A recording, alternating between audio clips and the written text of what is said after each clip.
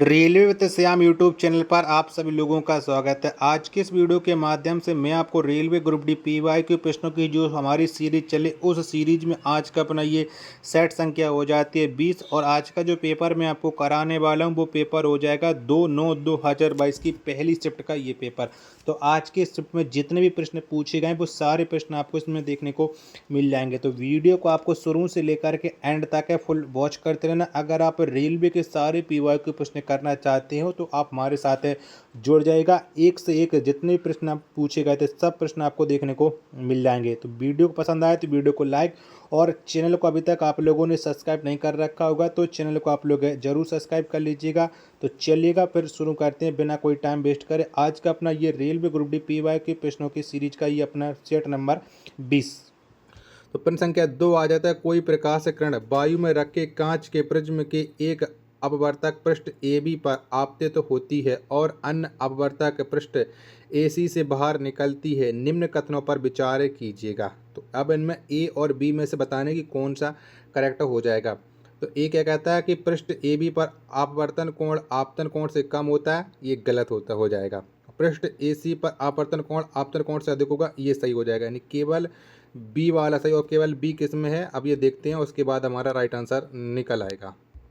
तो केवल आ जाएगा बी दूसरे ऑप्शन में, दूसरा ऑप्शन 3 का तो 2 का करेक्ट आंसर हो जाएगा। चलिए अगला प्रश्न आ जाता है। प्रश्न संख्या 5 है। 5 में क्या कहता है निम्नलिखित कथनों में से कौन सा सही है। तो पहला कथन आप लोग ये पढ़ लीजिएगा, बाकी के 5 के 4 ऑप्शन और मैं आपको पढ़वा देता हूँ जिसके बाद आप इसका राइट आंसर डिसाइड करोगे। तो इनमें से जो सही हो जाएगा वो सही हो जाएगा कि एंजाइम जीवाणु या अन्य मृत जीवी जैव निम्न कणीय पदार्थों पर क्रिया करते और उन्हें अपघटित करते हैं। यानी 5 का चौथा ऑप्शन करेक्ट आंसर हो जाएगा। 6वें नंबर का प्रश्न आ जाता है कि ग्राम पंचायत का गठन सामान्यतः डॉट डॉट वर्ष के लिए किया जाता है। तो बताओ कितने वर्षों के लिए किया जाता है। तो ग्राम पंचायत का जो गठन है वो सामान्यतः 5 वर्षों के लिए किया जाता है। 6 का तीसरा ऑप्शन करेक्ट आंसर हो जाएगा। चलिएगा अगला प्रश्न देखते हैं कि प्रश्न संख्या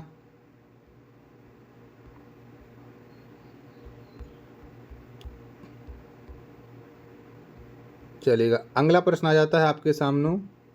थोड़ा को प्रश्नों को क्या इसमें मैथ और reasoning GK GS current affair science सब मिक्स है, तो इसलिए प्रश्नों को थोड़ा खोजने में टाइम लग जाता है। लेकिन आपको कन्फर्म मैं आपको बता रहा हूँ कि वीडियो थोड़ा ध्यानपूर्वक देख लीजिएगा तो आपको पीवाई के प्रश्न हर सब मिल जाएंगे। 13 नंबर का प्रश्न आ जाता है कि निम्न में से कौन सा गुणधर्म आवर्त सारणी में तत्वों की स्थिति की अधीन नहीं होता है। तो बताओ इनमें से कौन सा गुणधर्म नहीं होता है। 3 का राइट आंसर आपको बताना। तो तत्वों का रंग नहीं होता है, यानी 13 का पहला ऑप्शन करेक्ट आंसर हो जाएगा। 14 नंबर का प्रश्न आ जाता है कि निम्नलिखित में से कौन से बिंदु हमेशा लेंस के मुख्य अक्ष पर स्थित होते हैं। तो बताओ इनमें से कौन से होते हैं लेंस के मुख्य अक्ष पर, ये आपको बताना। तीनों बिंदु में से आपको बताइएगा। तो यहाँ पर केवल प्रकाशिक केंद्र होता है। 4 का दूसरा ऑप्शन करेक्ट आंसर हो जाएगा, नहीं केवल 2। चलेगा अगला प्रश्न आ जाता है प्रश्न संख्या 16 कि इनमें से कौन सा जीव परजीवी पोषक युक्ति को दर्शाता है। तो बताओ इनमें से कौन सा जीव दर्शाता है। 16 नंबर प्रश्न का राइट आंसर क्या हो जाएगा। तो ये अमरबेल दर्शाता है। 16 का दूसरा ऑप्शन राइट आंसर हो जाएगा। चलेगा अगला प्रश्न आ जाता है आपके सामने प्रश्न संख्या 19 है कि धूप के दौरान बादल सफ़ेद दिखाई देते हैं क्योंकि बादलों में मौजूद कण सूर्य से आने वाले श्वेत प्रकाश में मौजूद विभिन्न रंग की तरंग दैर्घ्य की तुलना में डॉट डॉट होते हैं और श्वेत प्रकाश के सभी रंग डॉट डॉट मात्रा में परिगणित होते हैं। तो 19 का राइट आंसर क्या हो जाएगा, ये आपको बताना है। 19 के चारों ऑप्शन आपकी स्क्रीन पर शो रहा है, तो ये बड़े और लगभग समान होते हैं। पहला ऑप्शन है वो 19 का करेक्ट आंसर हो जाएगा। वीडियो पसंद आ रही होगा तो लाइक कर देना और चैनल को सब्सक्राइब नहीं किया होगा तो चैनल को आप लोग जरूर सब्सक्राइब कर लीजिएगा अगर आपको रेलवे ग्रुप डी के सारे पीवाईक्यू प्रश्न लगाने हैं तो। चलिएगा प्रश्न संख्या 23 आ जाता है कि भारत का सर्वोच्च कानून अधिकारी कौन होता है। तो बताओ कौन होता है। तो भारत का सर्वोच्च जो कानूनी अधिकारी होता है वो होता है भारत के अटॉर्नी जनरल। 23 का दूसरा ऑप्शन करेक्ट आंसर हो जाएगा। चलेगा अगला प्रश्न आ जाता है प्रश्न संख्या 25 है कि सरकारी बजट में जब राष्ट्र द्वारा किए गए खर्च आय स्रोत से अधिक होते हैं तो आय और व्यय के बीच अंतर को डॉट डॉट कहा जाता है। तो बताओ इस अंतर को क्या कहते हैं। प्रश्न संख्या 25 का आंसर आपको बताना है। तो इसको कहा जाता है बजट घाटा। चौथा ऑप्शन है वो करेक्ट आंसर हो जाएगा। चलेगा अगला प्रश्न आ जाता है प्रश्न संख्या 27 है कि 86 में संविधान संशोधन अधिनियम 2002 के माध्यम से कौन सा मौलिक कर्तव्य जोड़ा गया। तो बताओ कौन सा मौलिक कर्तव्य जोड़ा गया था? तो इससे जोड़ा गया था 11वां मौलिक कर्तव्य। 27 का पहला ऑप्शन करेक्ट आंसर हो जाएगा। 28वें नंबर का प्रश्न आ जाता है, किसी वस्तु को एक अवतल दर्पण के सामने इसकी फोकस दूरी के बराबर दूरी पर रखा गया है, प्रतिबिंब डॉट डॉट बनेगा। तो प्रतिबिंब कैसा बनेगा ये आपको बताना है। तो इसी ऑप्शन में पता चलेगा कि प्रतिबिंब अनंत पर बनेगा। 28 का पहला ऑप्शन करेक्ट आंसर हो जाएगा। चलिएगा, अगला प्रश्न आ जाता है आपके सामने। फिर संख्या 31 है कि नाबार्ड और इनमें से किस संगठन ने संयुक्त रूप से नीलम्बुर जनजाति के लोगों द्वारा तैयार किए गए वन उत्पादों के विपणन हेतु आबादी ब्रांड लॉन्च किया है? तो बताओ अदाबी ब्रांड है, ये किसने लॉन्च किया है? 31 नंबर प्रश्न का राइट आंसर क्या हो जाएगा? तो ये ब्रांड लॉन्च किया गया जन शिक्षण संस्थान के द्वारा। 31 का पहला ऑप्शन करेक्ट आंसर हो जाएगा। चलिएगा, अगला प्रश्न आ जाता है आपके सामने। प्रश्न संख्या 33 है कि धारावाही चालक के चारों ओर चुंबकीय क्षेत्र डॉट डॉट। तो कैसा होता है? 33 नंबर प्रश्न का राइट आंसर आपको बताना। तो इसके चारों ओर दूरी में वृद्धि के साथ घटता है, यानी 33 का पहला ऑप्शन करेक्ट आंसर हो जाएगा। अगला प्रश्न आ जाता है आपके सामने। प्रश्न संख्या 36 है कि डॉट डॉट नामक संकीर्ण समुद्री प्रणाल श्रीलंका को भारत से अलग करता है, यानी भारत को श्रीलंका से कौन सी समुद्र प्रणाली अलग करती है? 36 का राइट आंसर आपको बताना। तो ये पाक जलडमरू मध्य अलग करता है। 36 का पहला ऑप्शन राइट आंसर हो जाएगा। चलिए, अगला प्रश्न प्रश्न संख्या 38 आ जाता है कि डॉट डॉट में तमिल भाषा को भारत की शास्त्रीय भाषा घोषित किया गया है। तो बताओ कहाँ पर घोषित किया गया? 38 का राइट आंसर आपको बताना है। तो बताओ कब घोषित हुई थी तमिल भारतीय शास्त्रीय भाषा? 38 नंबर प्रश्न का राइट आंसर क्या हो जाएगा? तो ये 2004 में हुई थी। तीसरा ऑप्शन 38 का करेक्ट आंसर हो जाएगा। चलिएगा, अगला प्रश्न आ जाता है प्रश्न संख्या 41 है कि निम्नलिखित में से किस योजना का उद्देश्य ग्रामीण क्षेत्र के लिए संधारणीय प्रौद्योगिकियों के विकास पर केंद्रित एक प्रयोगशाला स्थापित करना है? तो ये किसका हो जाएगा उद्देश्य? कौन सी योजना का हो जाएगा?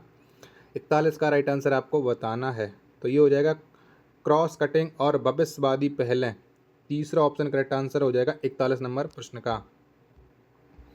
चलिएगा, अगला प्रश्न आ जाता है आपके सामने प्रश्न संख्या 43 है कि 1867 में बॉम्बे में आत्मा राम पांडुरंग द्वारा स्थापित डॉट डॉट धार्मिक और सामाजिक सुधार का एक आंदोलन था। तो बताओ ये कौन सा था? 43 नंबर प्रश्न का राइट आंसर क्या हो जाएगा? तो ये हो जाएगा प्रार्थना समाज। 43 का दूसरा ऑप्शन राइट आंसर हो जाएगा। चलिएगा, 44वें नंबर का प्रश्न आ जाता है कि यदि किसी चालक से गुजरने वाली धारा को दोगुनी कर दी जाए और विभवांतर को 3 गुना कर दिया जाए तो शक्ति में डॉट डॉट वृद्धि होगी। तो बताओ कितनी गुना वृद्धि होगी शक्ति में? 44 नंबर प्रश्न का राइट आंसर आपको बताना। तो शक्ति में 6 गुना वृद्धि होगी। 44 का तीसरा ऑप्शन करेक्ट आंसर हो जाएगा। 45 नंबर का प्रश्न आ जाता है कि मरुश्री डॉट डॉट के दौरान आयोजित की जाने वाली एक रेगिस्तानी शोभा यात्रा है। तो बताओ ये कहाँ पर की जाती है? 45 नंबर प्रश्न का राइट आंसर बताना है। तो ये मरुश्री जैसलमेर डेजर्ट फेस्टिवल है। 45 का दूसरा ऑप्शन करेक्ट आंसर हो जाएगा। 46 नंबर का प्रश्न आ जाता है कि निम्नलिखित में से द्विविस्थापन अभिक्रिया की पहचान कीजिएगा। तो ए बी में से आपको बताना है कि इनमें से कौन सी द्विविस्थापन अभिक्रिया हो जाएगी। ए तीन चारों बताइएगा, 1 2 3 4 बताइए फटाफट से। 46 नंबर प्रश्न का राइट आंसर क्या हो जाएगा? द्विविस्थापन अभिक्रिया। तो इनमें से जो द्विविस्थापन अभिक्रिया हो जाएगी वो तीसरी वाली हो जाएगी। पहला ऑप्शन करेक्ट आंसर हो जाएगा 46 नंबर प्रश्न का। चलिए, अगला प्रश्न प्रश्न संख्या 47 आ जाता है कि निम्न में से किस तत्व में सर्वाधिक प्रभावी नाभिकीय आवेश होता है? तो बताओ किस में होता है? 47 का राइट आंसर आपको बताना है। तो ये होता है एफ, यानी 47 का दूसरा ऑप्शन करेक्ट आंसर हो जाएगा। चलिएगा, अगला प्रश्न आ जाता है आपके सामने। जब तक मैं अगला प्रश्न आपको दिखा रहा हूँ तब तक आप लोग वीडियो को लाइक करके चैनल को आप लोग सब्सक्राइब है वो जरूर कर लीजिएगा। 53 नंबर का प्रश्न आ जाता है कि मार्च 2022 में भारतीय बैडमिंटन खिलाड़ी डॉट डॉट ने ओलंपिक चैंपियन विक्टर एक्सेलेसन को हराकर जर्मन ओपन टूर्नामेंट के पुरुष एकल फाइनल में प्रवेश किया। तो बताओ ये किसने प्रवेश किया था? ये आपको बताना। 53 नंबर प्रश्न का राइट आंसर क्या हो जाएगा? तो ये प्रवेश किया था लक्ष्य सेन ने। 53 का पहला ऑप्शन राइट आंसर हो जाएगा। 54 नंबर का प्रश्न आ जाता है कि फरवरी 2022 में रक्षा अनुसंधान और विकास संगठन तथा डॉट डॉट के वैज्ञानिकों ने उत्तर प्रदेश के प्रयागराज और विंध्याचल के बीच क्वांटम की डिस्ट्रीब्यूशन लिंक का सफलतापूर्वक प्रदर्शन किया। तो बताओ ये कहाँ के वैज्ञानिकों ने किया था। 54 नंबर प्रश्न का राइट आंसर आपको बताना है। 54 के चारों ऑप्शन आपकी स्क्रीन पर शो रहे। तो ये भारतीय प्रौद्योगिकी संस्थान दिल्ली के ITI वैज्ञानिकों ने किया था। पहला ऑप्शन करेक्ट आंसर हो जाएगा। चलिएगा चलिए अगला प्रश्न आ जाता है कि निम्नांकित चित्र मनुष्यों के दांतों के कृत्रिम क्षय के विभिन्न चरणों को दर्शाता है। दांतों के क्षय से संबंधित निम्नलिखित कथनों में से एक के अलावा अन्य सभी सही हैं। गलत कथन की पहचान कीजिएगा। तो इन दांतों के बारे में दिखाएगा तो थोड़ा स्कैन करने में PDF करने में थोड़ा ये ब्लर हो गए हैं, लेकिन इनमें से दांतों के क्षय के बारे में गलत हो जाएगा। कौन हो जाएगा वो आपको बताना। 57 नंबर प्रश्न का राइट आंसर क्या हो जाएगा। तो इनमें से जो गलत हो जाएगा वो हो जाएगा इसमें जीवाणु की कोई भूमिका नहीं होती है, यह विषाणु जनित होता है। चौथा ऑप्शन करेक्ट आंसर हो जाएगा। 58 नंबर का प्रश्न आ जाता है आपके सामने कि माइक्रो फाइनेंस के संदर्भ में सही मिलान का चयन कीजिएगा। तो बताओ इनमें से कौन सा हो जाएगा 58 नंबर प्रश्न का राइट आंसर। तो मोहम्मद यूनुस माइनस ग्रामीण हो जाएगा सही। 58 का चौथा ऑप्शन राइट आंसर हो जाएगा। 59 नंबर का प्रश्न आ जाता है कि डॉट डॉट नदी छोटा नागपुर पठार से होकर बहती है। तो बताओ इनमें से कौन सी नदी बहती है। तो दामोदर नदी है, छोटा नागपुर पठार से होकर के बहती है। 59 का दूसरा ऑप्शन करेक्ट आंसर हो जाएगा। चलिएगा अगला प्रश्न देखते हैं कि अगला प्रश्न है वो कौन सा आ जाता है। तो अगला प्रश्न संख्या 63 के प्रधानमंत्री रोजगार योजना कब शुरू की गई थी। तो बताओ ये कब शुरू हुई थी। तो प्रधानमंत्री जो रोजगार योजना इसकी शुरुआत 1993 में की गई थी। 63 का दूसरा ऑप्शन करेक्ट आंसर हो जाएगा। आशा और उम्मीद करता हूँ वीडियो आपको जरूर पसंद आ रही होगी। तो प्लीज़ आप सभी लोग इस वीडियो को लाइक और चैनल को आप लोग सब्सक्राइब करना ना भूलें। 66 नंबर का प्रश्न आ जाता है कि आहार नाल में भोजन की गति शरीर की चिकनी पेशियों द्वारा होती है। निम्नलिखित में से किस विकल्प में शामिल सभी अंगों में चिकनी पेशियां होती हैं। तो बताओ कहाँ पर होती हैं चिकनी पेशियां। 66 नंबर प्रश्न का राइट आंसर आपको बताना है। तो ये होती हैं आँख की आइरिस, फेफड़ों की श्वसनियों, मूत्र वाहिनियों। यानी तीसरा ऑप्शन राइट आंसर हो जाएगा। चलिएगा अगला प्रश्न आ जाता है प्रश्न संख्या 70 है कि 10 ओम, 15 ओम और 30 ओम के 3 प्रतिरोध समांतर क्रम में संयोजित हैं। इस संयोजन का प्रतिरोध डॉट डॉट होगा। तो बताओ इसका प्रतिरोध क्या हो जाएगा, ये आपको बताना। 70 नंबर प्रश्न का राइट आंसर क्या हो जाएगा। तो इसका प्रतिरोध हो जाएगा 5 ओम। 70 का पहला ऑप्शन करेक्ट आंसर हो जाएगा। चलिएगा अगला प्रश्न देखते हैं कि अगला प्रश्न कौन सा आ जाता है। चलिएगा 74 नंबर का प्रश्न, कौन सा तत्व तांबे से अधिक अभिक्रियाशील नहीं है। बताओ इनमें से एक तत्व ऐसा है जिसका तांबे से अधिक अभिक्रियाशील नहीं है। 74 का राइट आंसर क्या हो जाएगा। तो इनमें से हो जाएगा Ag। 74 का पहला ऑप्शन करेक्ट आंसर हो जाएगा। चलिएगा अगला प्रश्न आ जाता है प्रश्न संख्या 77 है आपके सामने कि मेंडल के प्रयोग में जब F1 पीढ़ी के पौधे स्वपारित थे तो जीन प्रणूपी अनुपात क्या था। तो बताओ उस समय जीन का अनुपात क्या था। 77 नंबर प्रश्न का राइट आंसर क्या हो जाएगा। तो इसका अनुपात था 1:2:1। 77 का दूसरा ऑप्शन करेक्ट आंसर हो जाएगा। चलिएगा अगला प्रश्न आ जाता है आपके सामने प्रश्न संख्या 80 है कि जून 2022 में मैक्सिको के लियोन में आयोजित IWF युवा विश्व चैंपियनशिप में स्वर्ण पदक जीतने वाले भारत के प्रथम भारोत्तोलक का नाम बताइए। तो बताओ कौन हो जाएंगे। 80 नंबर प्रश्न का राइट आंसर क्या हो जाएगा। चलिएगा 80 के ऑप्शन दिखा देता हूँ जिसके बाद आप लोग इसका राइट आंसर डिसाइड कर सकते हो। तो बताओ कौन थे। 80 का करेक्ट आंसर आपको बताना। तो ये थे गुरु नायडू सेनापति। दूसरा ऑप्शन 80 का करेक्ट आंसर हो जाएगा। 81 नंबर का प्रश्न आ जाता है कि फ्लेमिंग के बाएं हाथ के नियम में अंगूठे और मध्यमा उंगली के बीच का कोण कितना होता है। तो बताओ कितना होता है। तो इसका जो कोण होता है वो कोण होता है 90 डिग्री। 81 का पहला ऑप्शन करेक्ट आंसर हो जाएगा। चलिएगा अगला प्रश्न आ जाता है प्रश्न संख्या 84 आपके सामने कि निम्न में से किस वेद को कर्मकांड ग्रंथ के रूप में जाना जाता है। तो बताओ इनमें से कौन से वेद को जाना जाता है। 84 नंबर प्रश्न का राइट आंसर आपको बताना है। तो ये यजुर्वेद को कर्मकांड ग्रंथ के रूप में जाना जाता है। 84 का पहला ऑप्शन करेक्ट आंसर हो जाएगा।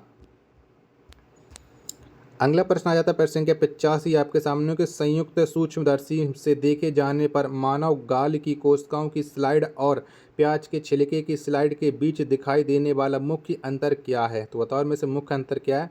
85 नंबर प्रश्न का राइट आंसर क्या हो जाएगा। चारों ऑप्शन आप लोगों ने देख लिया और आपको इसका राइट आंसर डिसाइड हो चुका होगा 85 का। तो प्याज के छिलके की कोशिकाओं में कोशिका भित्ति की उपस्थिति, चौथा ऑप्शन 85 का राइट आंसर हो जाएगा। चलिएगा अगला प्रश्न आ जाता है आपके सामने। प्रश्न संख्या 87 कि भारत में उष्णकटिबंधीय पर्णपाती वनों में डॉट डॉट के बीच वर्षा होती है। तो बताओ कितने सेंटीमीटर के बीच वर्षा होती है। 87 का राइट आंसर क्या हो जाएगा। तो 70 से 200 सेंटीमीटर वर्षा होती है। 87 का तीसरा ऑप्शन का राइट आंसर हो जाएगा। चलिएगा अगला प्रश्न आ जाता है प्रश्न संख्या 90 कि भारत में न्यूनतम आवश्यकता कार्यक्रम 5वीं पंचवर्षीय योजना के डॉट डॉट वर्ष में शुरू किया गया था। तो बताओ कब शुरू किया गया था। तो 5वीं पंचवर्षीय जो न्यूनतम आवश्यकता कार्यक्रम 5वीं पंचवर्षीय योजना में कौन से वर्ष शुरू किया गया था। तो ये पहले वर्ष में शुरू किया गया था। 90 का दूसरा ऑप्शन करेक्ट आंसर हो जाएगा। चलेगा 93 नंबर का प्रश्न कि इनमें से कौन सा साइक्लोहेक्सिन का सूत्र है। तो बताओ इनमें कौन सा हो जाएगा। तो इनमें जो साइक्लोहेक्सिन का सूत्र हो जाता है वो हो जाता है C6H12। 93 का पहला ऑप्शन करेक्ट आंसर हो जाएगा। 94 नंबर का प्रश्न आ जाता है कि जुलाई 2022 तक प्राप्त जानकारी के अनुसार प्रधानमंत्री जन धन योजना के तहत बीमित व्यक्तियों की किसी भी कारण से हुई मृत्यु पर मृतक के परिवार को डॉट डॉट का बीमा कवर प्रदान किया जाता है। तो बताओ कितने का बीमा कवर प्रदान किया जाता है। 94 का राइट आंसर क्या हो जाएगा। तो ये 30,000 का किया जाता है। तीसरा ऑप्शन करेक्ट आंसर हो जाएगा।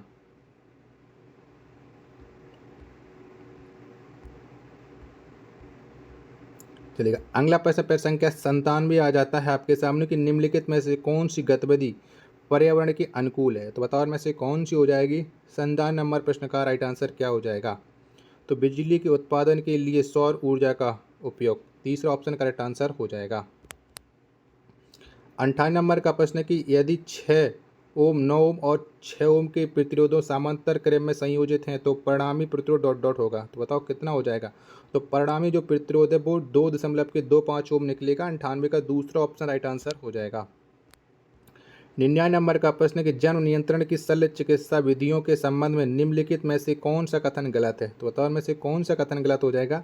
99 का राइट आंसर आपको बताना है। चारों ऑप्शन आप लोग देख लीजिएगा। तो ये अधिक प्रभाव विधियाँ नहीं है, ये गलत हो जाएगा। चौथा ऑप्शन करेक्ट आंसर हो जाएगा 99 का। 100 नंबर का प्रश्न आ जाता है आपके सामने कि निम्नलिखित में से कौन से प्लास्टर ऑफ पेरिस के उपयोग नहीं है। तो बताओ में से कौन सा नहीं हो जाएगा। ये आप लोग पहले चारों देख लीजिएगा। तो इनमें से जो प्लास्टर ऑफ पेरिस के जो प्रयोग नहीं होंगे वो कांच, साबुन और कागज़ के विनिर्माण में ये उपयोग नहीं होंगे। यानी 99 का जो पहला वाला विकल्प है वो कौन सा हो जाएगा, वही राइट आंसर हो जाएगा। तो ये निकल करके आ रहा है हमारा केवल एक चौथा करेक्ट आंसर हो जाएगा 100 का। वीडियो पसंद आई हो तो वीडियो को लाइक और चैनल को आप लोग सब्सक्राइब करना ना भूलें। मिलते को नेक्स्ट वीडियो के साथ, तब तक के लिए धन्यवाद। जय हिंद, वंदे मातरम।